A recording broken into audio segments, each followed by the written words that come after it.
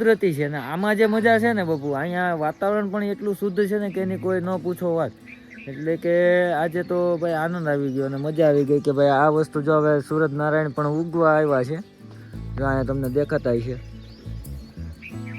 એટલે નજારો જ કંઈક અલગ છે. તો મિત્રો જોડાયેલા રહ્યો, તમને પણ મજા આવશે અને મને પણ મજા આવશે. તો કોમેન્ટ જરૂરથી જરૂર કરજો ભાઈ, તમને આ વિડીયોમાં કયો પાર્ટ સારો લાગે છે, જરૂરથી જરૂર કોમેન્ટ કરજો. અને બનતી કોશિશ છે નવા હોય તો ચેનલને સબસ્ક્રાઈબ કરજો અને શેર કરવાનું ભૂલતા નહીં.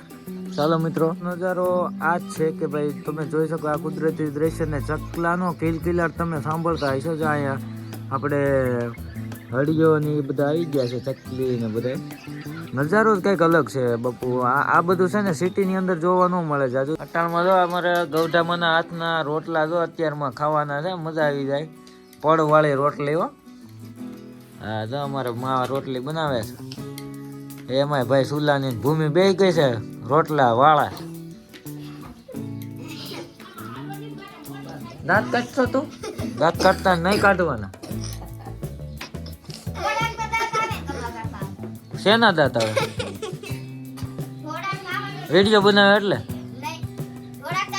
કોઈ તમને દાડી તમારી ઘરે કોઈ નાખી જવાનું છે? નહીં નાખી જવાનું છે. આ રોટલી કરે છે અને અહીંયા ભૂમિ છેડવે છે અને હું બેસી ગયો છું નાસ્તો કરવા અટાણમાં. આ અમારા મમતો બેન છે. હેલો ગાઈસ કે જય માતાજી કે. હા યાર, વિડીયો બનાવવાથી શરમાવશો નહીં? શરમાવવાનું. અહીંયા કિરુબેન ઉભા છે, અહીંયા અમારો બાવશી ભાઈ ઉભા છે. બાવશી ભાઈ શું તમારું નામ? હે કામ પડતો નહીં ચૂલામાં ડપ દઈને પડ જાયગા. અને નાસ્તો કરી લઈને પછી